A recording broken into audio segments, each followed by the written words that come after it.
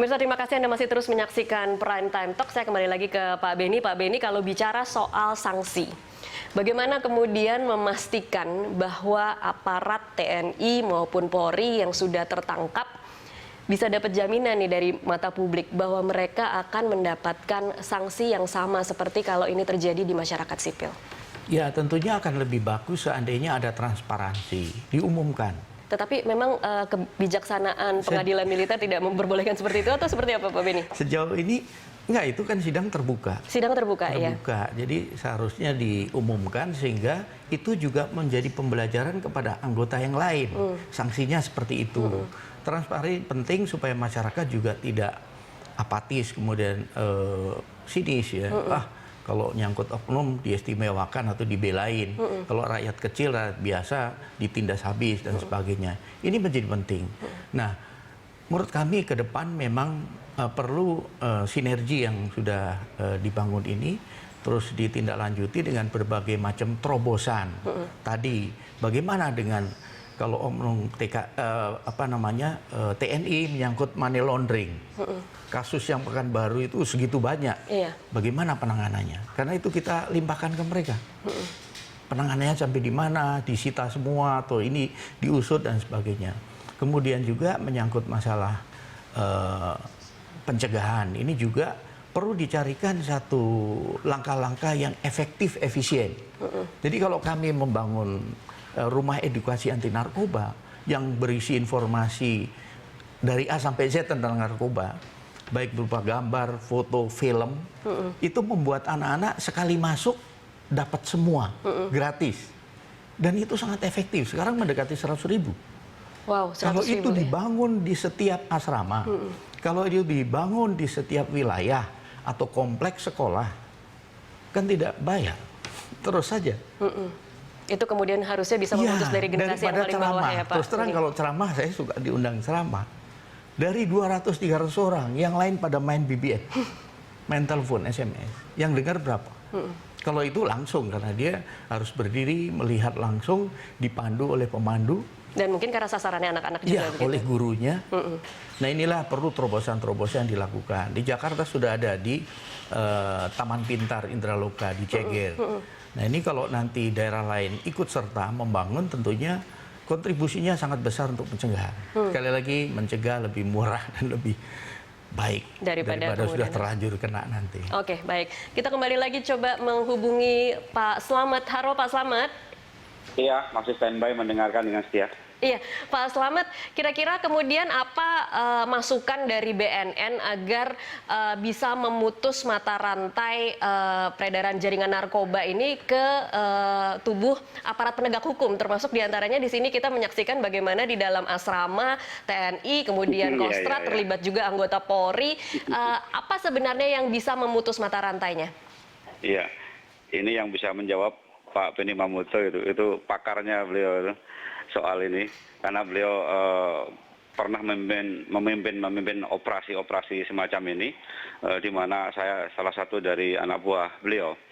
Yang jelas begini, apa yang disampaikan oleh Pak Beni tadi bahwa beliau mendirikan rumah edukasi soal narkotik.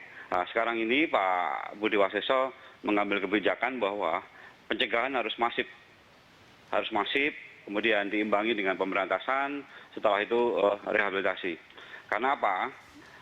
Yang belum tersentuh itu jangan sampai tersentuh narkotika.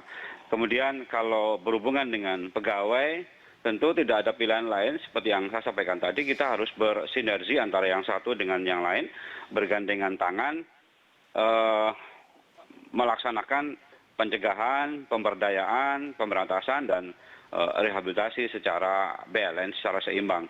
Dan itu perintah dari Presiden tadi ada 6 poin, itu adalah salah satu implementasi dari kebijakan-kebijakan yang sudah ada, dan itu menjadi bagian dari Jakstra dari ya kebijakan strategi dari BNN yang harus dilaksanakan itu, Mbak. Oke, Pak Slamet, ini pertanyaan terakhir untuk Anda. Kalau dari sisi masyarakat, Pak Slamet, apa yang mungkin bisa Pak Slamet katakan kepada masyarakat ketika mungkin mereka mengetahui ada peredaran narkoba, tetapi tempatnya adalah sebuah asrama TNI atau mungkin asrama tentara lainnya atau mungkin markas polisi begitu, supaya kemudian mereka mendapat jaminan ketika mereka melapor, Pak Slamet? Iya, hasil dan sudah tahu bahwa secara sosiologis peredaran gelap narkotika, penyalahgunaan narkotika sudah tidak mengenal tempat dan waktu, termasuk tidak mengenal profesi.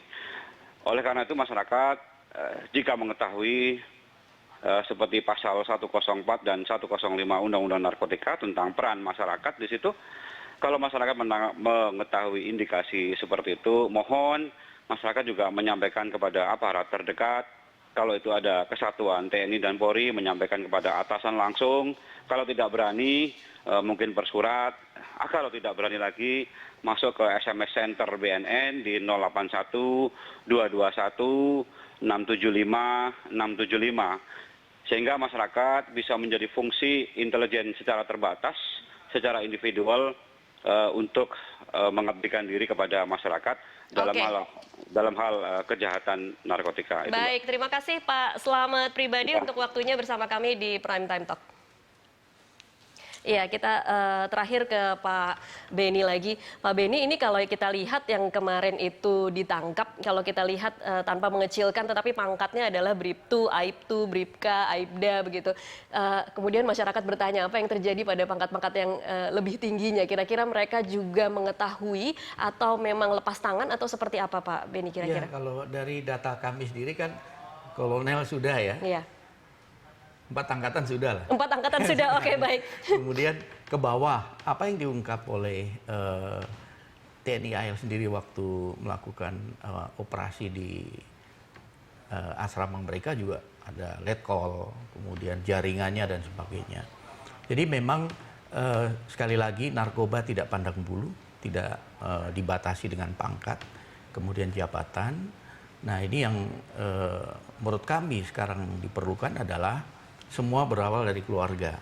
Bagaimana keluarga itu membina anak-anaknya untuk nanti dia menjadi punya daya tahan, punya kekebalan dari pengaruh-pengaruh negatif. Bagaimana pembinaan mental mereka, kerohanian mereka dan sebagainya. Ini start dari keluarga. Kemudian kalau institusi, khususnya TNI, fungsi pengawasan pimpinan menjadi penting. Penugasan anggota, ketika anggota ditugaskan di situ-situ saja, boring, stres, ini juga perlu diperhitungkan. Adanya penugasan ekstra yang membuat cemburu, ini juga harus diperhitungkan. Ini kami dapat dari lapangan. Dari hasil pemeriksaan itu mengatakan, aduh Pak, dia dapat tugas ini punya lebih. Kami tidak. Akhirnya dia cari sendiri. Nah, pengawasan menjadi penting dari para atasan. Tentunya ini dalam konteks juga masalah kesejahteraan.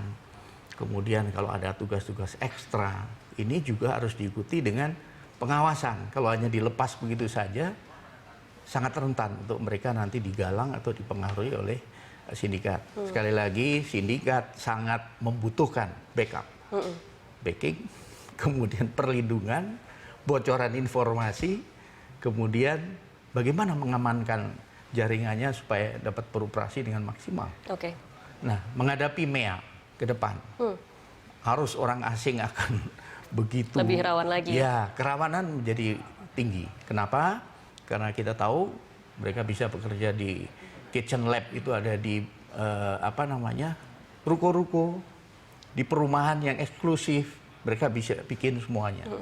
Contoh cybercrime, berapa kali diungkap sampai ratusan orang dari luar semua.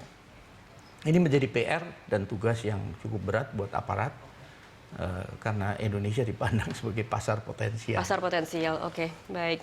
Baik, terima kasih Pak Beni untuk waktunya bersama kami. Dan pemirsa, demikianlah Prime Time Talk kali ini. Anda bisa mengirimkan informasi dan saran kepada kami melalui email di news@berita1.tv atau follow kami via Twitter, Facebook, dan juga YouTube. Atas nama seluruh kerabat kerja yang bertugas, saya Tasya Lutmila mengucapkan terima kasih atas perhatian Anda. Sampai jumpa.